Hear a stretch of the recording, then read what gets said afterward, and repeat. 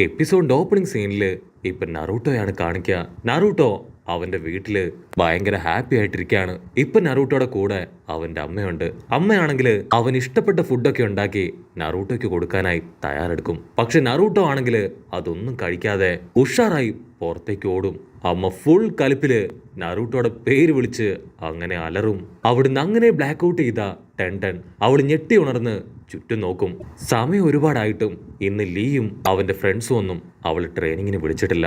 So ഒരു പക്ഷേ അവർ മടുത്തു പോയിട്ടുണ്ടാവുന്ന കരുതി അവൾ സമാധാനത്തോടു കൂടെ ബെഡിൽ നിന്ന് പുറത്തേക്ക് ഇറങ്ങും. ടെൻടൻ പുതിയ ഉടുപ്പൊക്കെ ഇട്ട് റെഡിയായി ഇപ്പൊ കുറേണ സെൻസായി അടുത്തേക്ക് വരും. എന്നിട്ട് അവരോട് ചോദിക്കും, സെൻസായി നിങ്ങൾക്ക് ഗെഞ്ചിപ്സുവിനെ കുറിച്ച് എന്തെങ്കിലും അറിയോ? അത് അൺഡു ചെയ്യാനോ ബ്രേക്ക് ചെയ്യാനോ ഉള്ള എന്തെങ്കിലും ഒരു പോംവഴി എനിക്ക് പറഞ്ഞു തരോ? അത് കേട്ട് കുറേണ സെൻസായി ആള് ഷോക്കായിട്ട് പറയും, നീ ഇത്ര ചെറുപ്പത്തിലെ ഗെഞ്ചിപ്സുവിനെ കുറിച്ചൊക്കെ റിസർച്ച് ചെയ്യാൻ തുടങ്ങിയോ? ആക്ച്വലി എനിക്കും ഗെഞ്ചിപ്സുവിനെ കുറിച്ച് ഒന്നും അറിയില്ല. പക്ഷെ ചില ഡാറ്റാസ് ഒക്കെ ഞാൻ സ്റ്റോർ ചെയ്ത് വെച്ചിട്ടുണ്ട്. നീ അകത്തേക്ക് വരികയാണെങ്കിൽ ഞാനത് എടുത്തു തരാമെന്ന് പറഞ്ഞ് കുറേണ സെൻസായി അവളെയും കൂട്ടി വീടിന്റെ അകത്തേക്ക് പോവും. ടെൻടൻ ആണെങ്കിൽ ആ റിസോർട്സ് ഒക്കെ കണ്ട് അങ്ങനെ ഷോക്കാവും. ടെൻടന് കുറേണ സെൻസായോട് പറയും, പ്ലീസ് എങ്ങനെയെങ്കിലും എന്നെ ഹെൽപ്പ് ചെയ്യേ, എനിക്ക് വലിയൊരു ഗെഞ്ചിപ്സു അത് ബ്രേക്ക് ചെയ്യണം. അതിന് കുറേണ പറയും, ആക്ച്വലി എനിക്കും ഗെഞ്ചിപ്സുവിനെ കുറിച്ച് കൂടുതലായിട്ടൊന്നും അറിയില്ല. ഞാൻ ഇതുവരെ അത് ട്രൈ പോലും ചെയ്തിട്ടില്ല. നല്ല സ്കിൽഫുൾ ആയവർക്കും അറിവുള്ളവർക്കും മാത്രമേ അതിനെക്കുറിച്ച് അറിയൂ. സോ നീ അങ്ങനെ ആരോടെങ്കിലും ചോദിക്കുന്നതായിരിക്കും ഏറ്റവും നല്ലത്. അവൾ വീണ്ടും ഒരുപാട് നിരാശയായി അങ്ങനെ പുറത്തേക്ക് വരും. അതിനുശേഷം കാര്യമായിട്ട് ആലോചിച്ച് പഴയൊരു കടയിൽ പോയിരുന്ന് ചായയൊക്കെ കുടിക്കും.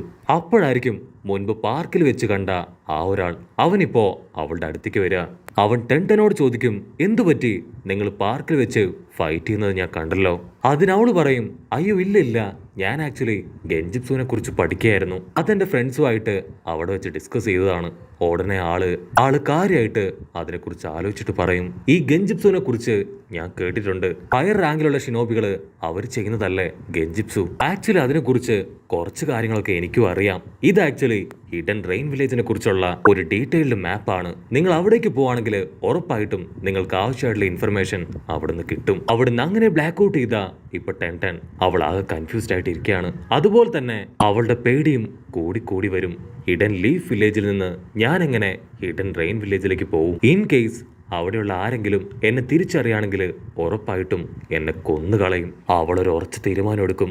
എന്റെ മുൻപിൽ മറ്റൊരു വഴിയുമില്ല, എങ്ങനെയെങ്കിലും എനിക്ക് ഗെഞ്ചിപ്സു അത് ബ്രേക്ക് ചെയ്തേ പറ്റൂന്ന് പറഞ്ഞ് അവള് ബാഗൊക്കെ പാക്ക് ചെയ്ത് ഇപ്പൊ പതിയെ വീട് വിട്ട് പുറത്തേക്ക് പോകും. ലീഫ് വില്ലേജിലെ സെക്യൂരിറ്റീസിന്റെ കണ്ണൊക്കെ വെട്ടിച്ച് അവളിപ്പോ വില്ലേജിന്റെ പുറത്ത് കടക്കും. പക്ഷെ അപ്പോഴായിരിക്കും ഒരു വമ്പ ട്വിസ്റ്റ്. ലീഫ് വില്ലേജിലെ സെക്യൂരിറ്റീസ് അവര് കറക്റ്റ് ആയിട്ട് അവളെ നോട്ട് ചെയ്ത് അങ്ങനെ ലോക്ക് ചെയ്യും. അവളോട് ചോദിക്കും, നീ ഇപ്പൊ എവിടേക്ക് പോകുന്നു? അതിനവള് പറയും, എനിക്ക് അത്യാവശ്യമായിട്ട് ഗ്രാമത്തിന് പുറത്തേക്ക് പോകണം. പക്ഷെ അടുത്ത സെക്കൻഡ് അവരവളെ ലോക്ക് ചെയ്ത് അവിടുന്ന് ഗ്രാമത്തിലേക്ക് കൊണ്ടുപോകും. അവരവളെ മറ്റൊരു ഭാഗത്തേക്ക് കൊണ്ടുപോയി ഇപ്പൊ കാര്യമായിട്ട് ചെക്ക് ചെയ്യും. അപ്പൊ അവളുടെ ബാഗിൽ നിന്ന് അവൾ സൂക്ഷിച്ചു വെച്ച ആ ഒരു സ്ക്രോള് അതിപ്പോ അവർക്ക് കിട്ടും. ഉടനെ അവള് പറയും, ദയവ് ചെയ്ത് ആ സ്ക്രോൾ എടുക്കരുത്.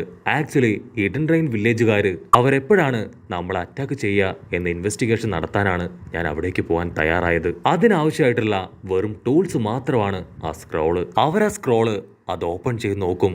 അതിൽ ഹിഡൻ റെയിൻ വില്ലേജിലേക്കുള്ള വഴിയായിരിക്കും കാണുക. ഉടനെ സെക്യൂരിറ്റീസ് അവൾ അറസ്റ്റ് ചെയ്ത് ഇപ്പൊ ഗ്രാമത്തിലേക്ക് കൊണ്ടുപോകും. അവര് പറയും, ഇവള് ശരിക്കും ലീഫ് വില്ലേജിനെ ഒറ്റിക്കൊടുക്കാൻ ശ്രമിച്ചവളാണ്. സോ ഒരു കാരണവശാലും ഇവളെ പുറത്തുവിടാൻ പാടില്ല. അപ്പോഴായിരിക്കും ടെൻടൻ അവൾക്ക് ആ മാപ്പ് കൊടുത്ത ആളെക്കുറിച്ച് ആലോചിക്കുക.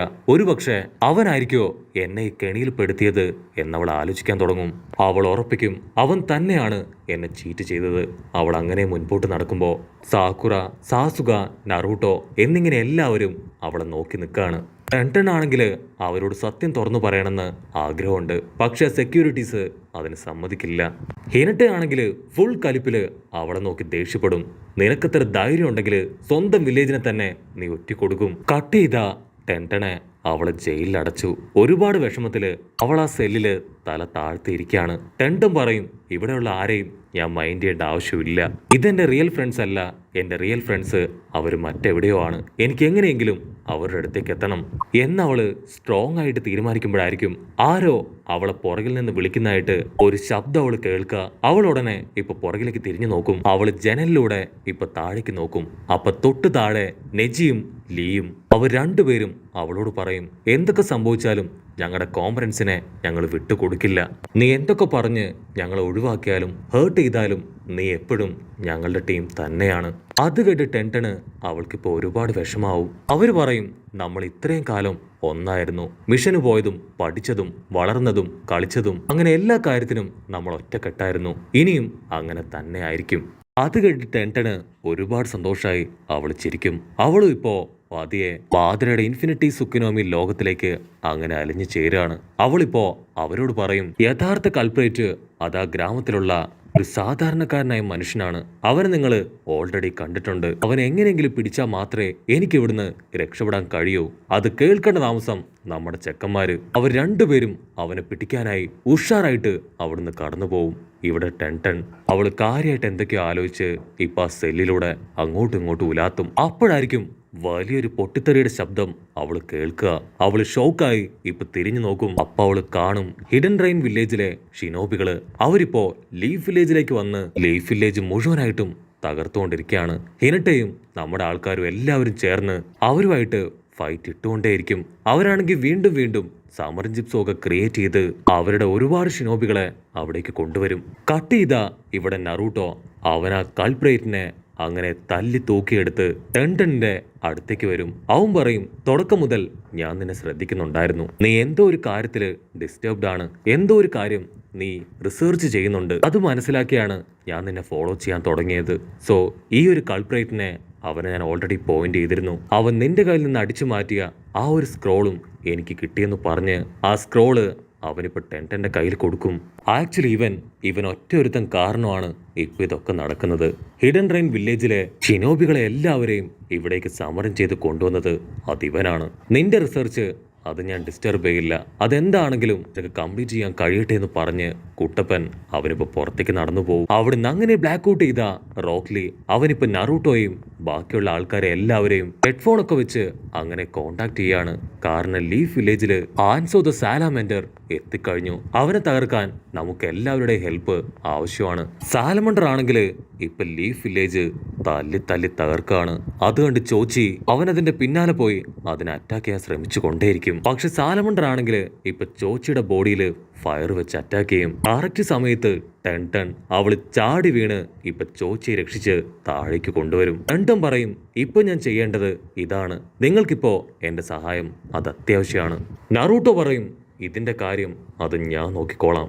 അടുത്ത സെക്കൻഡ് നറൂട്ടോ അവനിപ്പോ 9 ടൈൽ പവറിലേക്ക് അങ്ങനെ ട്രാൻസ്ഫർ ആവും. അതിനുശേഷം ആ സാലമണ്ടറിന്റെ നേർക്ക് എടുത്തു ചാടി അതിനെ കടിച്ചു പറിക്കും. ഇനട്ടയ്ക്കാണെങ്കിൽ അത് കണ്ട് ഭയങ്കര ആവേശാവും. കമോൺ കമോൺ നറൂട്ടോ, നിന്നെ കൊണ്ടാവും. നീയാണ് നമ്മുടെ ഗ്രാമത്തിന്റെ ഹീറോ. അപ്പൊ അതേസമയം ആ വില്ലൻ അവൻ വീണ്ടും സമറിൻ ജിപ്സ് ഉപയോഗിച്ച് ഒരു സാലമണ്ടറിനെ കൂടെ ക്രിയേറ്റ് ചെയ്യും. അത് കണ്ട് എല്ലാവരും ഷോക്കായിട്ട് നിൽക്കുമ്പോ ടെൻട്ടൻ ഇതിന്റെ കാര്യം അത് ഞാൻ നോക്കിക്കോളാന്ന് പറഞ്ഞ് രണ്ടാമത്തെ സാലമണ്ടറിന്റെ നേർക്ക് അവളിപ്പോ അങ്ങനെ സ്ട്രോങ് ആയിട്ട് നടന്നെടുക്കും. ടെൻട്ടൻ ആണെങ്കിൽ സെക്കൻഡ് വെച്ച് ലെജൻഡറി ടൂൾസ് അതുപയോഗിച്ച് അതിനെ സീൽ ചെയ്യും. അവിടുന്ന് അങ്ങനെ ബ്ലാക്ക് ഔട്ട് ചെയ്ത നെക്സ്റ്റ് ഡേ ലീഫ് വില്ലേജിൽ പരിക്ക് പറ്റിയ എല്ലാവരെയും മെഡിക്കൽ ടീംസ് ആണെങ്കിൽ ഹീൽ ചെയ്തുകൊണ്ടേയിരിക്കുകയാണ്. അവിടുന്ന് അങ്ങനെ ബ്ലാക്ക് ഔട്ട് ചെയ്ത ആ ഒരു വലിയ യുദ്ധത്തില് ഇപ്പൊ ലീഫ് വില്ലേജ് ജയിച്ചു. ടെൻട്ടനെയും നറൂട്ടോയെയും അവർ രണ്ടുപേരെയും എല്ലാവരും ചേർന്ന് അഭിനന്ദിക്കും.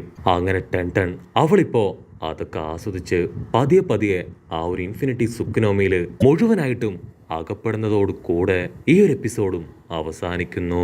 എപ്പിസോഡ് ഇഷ്ടപ്പെടുകയാണെങ്കിൽ തീർച്ചയായിട്ടും ലൈക്ക് ചെയ്യാനും കമന്റ് ചെയ്യാനും ഷെയർ ചെയ്യാനും മറക്കല്ലേ. അടുത്തൊരു അടിപൊളി എപ്പിസോഡുമായിട്ട് കാണുന്നവരെ it's me with Mallu episode.